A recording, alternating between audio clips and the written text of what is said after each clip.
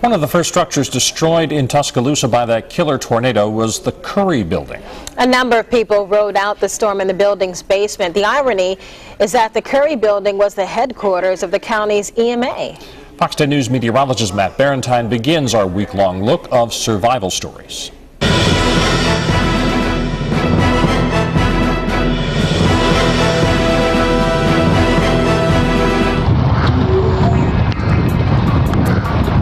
As April 27th's EF4 tornado bared down on Tuscaloosa, one of the first buildings in its path was the Curry Building. Inside, a dozen first responders, like Fire Rescue Battalion Chief Chris Williamson, were manning the EMA office and watching the tornado on live cameras coming straight for them. It was obviously getting closer and closer, and we could tell that it was looking like it was going to hit the city of Tuscaloosa. We warned everybody we could, and in fact, one of the last calls I made was to the police department to tell their dispatch that they needed to get in the basement there as well. And heading northeast towards Tuscaloosa, the tornado would be located right in through here.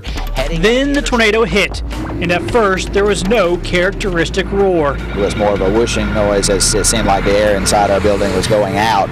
And then the building began to disintegrate. We started hearing large pieces of building, fall on the floor above us. We were in the basement, and we're hearing these great big booms repeatedly as the building collapsed above us, or the top floor did.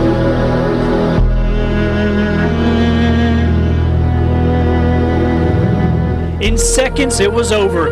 Everyone in the building survived, but it was dark, chaotic, and getting out was a challenge. Debris was blocking most of the exits, and so it took us some time to get out. We had to actually physically force a door open so that we could do that and find one that wasn't blocked by debris. When the survivors emerged from the building, they got a sense of just how lucky they were. The enormous brick and steel structure was almost completely destroyed.